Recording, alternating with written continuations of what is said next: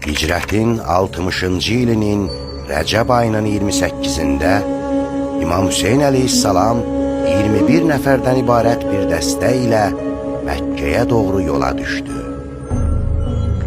Şaban ayının 3-ü Məkkəyə çatan İmam Hüseyin əleyhissalam burada qaldığı müddətdə müəyyən işlər gördü.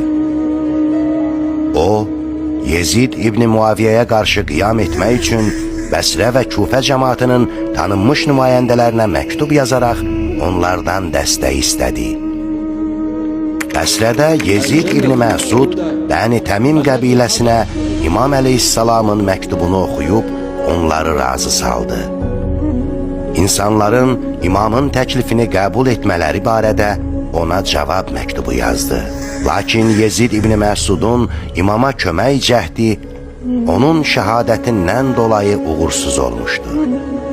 İmam Məkkədə olarkən bir neçə şəxslə görüşdü. Onlardan biri də Abdullah İbni Zübeyr idi. İmam Hüseyin əleyhissalam ona Küfəyə gedərək qiyam edəcəyini bildirdi. Küfəlilər imama çoxlu məktub yazaraq onu israrla Küfəyə dəvət edirdilər. İmam onlara cavab məktubu yazdı və Müslim İbni Əqili nümayəndəsi olaraq Küfəyə göndərdi. Hicrətin 60-cı ili 5 Şəvval Küfə şəhəri. Çətinliklə Küfəyə çatan Müslim İbni Əqil bir neçə gün Muxtar Səqəfinin evində qaldıqdan sonra İmam Hüseyin əleyhissalamın cavab məktubunu Küfəlilərə oxudu. Küfəlilərdən beyət alan Müslim İbni Əqil imama bunu bildirərək onu səbirsizliklə Küfədə gözlədiklərini yazdı.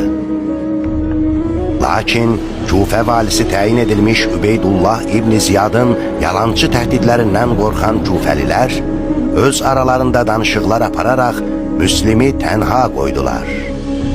Bu sırada Küfəyə getmək üçün hazırlaşan İmam Hüseyin əleyhissalam Məkkəlilərə son xütbəsini oxuduqdan sonra Zilhəccə ayının 8-i Məkkə şəhərini tərk etdi. Küfəlilərin xəyanəti ilə üzləşən Müslim İbni Əqil isə İbni Ziyad tərəfindən ələ keçirildi və Ərəfə günü Zilhəccə ayının 9-u amansızlıqla qətlə yetirildi. Müslimin ardından İbni Ziyad, Hani İbni Ürvə, Meysəm Təmmar kimi şəxsiyyətlərə də rəhm etməyərək onları